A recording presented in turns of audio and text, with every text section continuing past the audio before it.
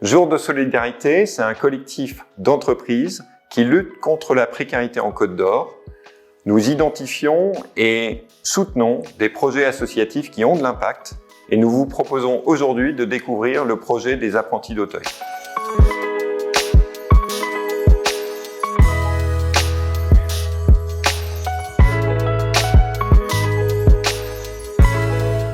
La Maison des familles de Dijon a ouvert ses portes en janvier 2021. C'est un lieu d'accueil, d'écoute et de partage pour des familles souvent très fragilisées. C'est un endroit où les familles peuvent partager leurs expériences et s'enrichir de celles des autres.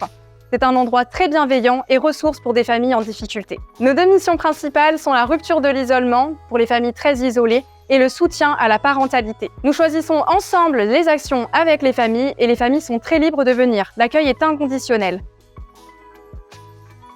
Les ateliers cuisine sont vraiment des moments très conviviaux à la Maison des familles. Ça permet aux familles de resserrer les liens au sein de leur famille et de tisser des liens avec d'autres familles. À nous, l'équipe, ça nous permet de travailler avec elles différentes thématiques comme l'alimentation durable, la gestion du budget, la santé ou encore l'environnement. Les familles sont très libres de participer ou non à l'activité, mais honnêtement, elles sont toujours très motivées.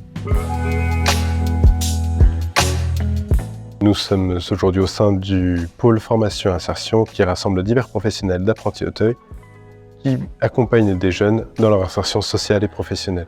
L'idée de la cuisine dans notre pôle insertion est née d'une réflexion il y a 1 an entre les collaborateurs et les jeunes que nous accompagnons. C'était un souhait commun pour à la fois ramener plus de cohésion sociale entre les jeunes et entre les collaborateurs, favoriser les alliances de travail avec les jeunes, également travailler des compétences et des savoirs professionnels au travers par exemple d'ateliers cuisine comme celui qui a été mis en place aujourd'hui.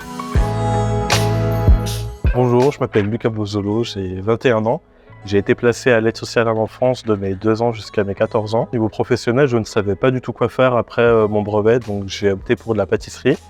J'ai commencé un apprentissage assez tard, à mes 18 ans. Et j'ai cette idée, cette passion de transmettre aussi aux jeunes qui n'ont pas eu de chance dans leur enfance comme nous. On a un peu écorché par la vie et en même temps, on peut se retrouver aujourd'hui pour partager une activité commune et puis se faire plaisir.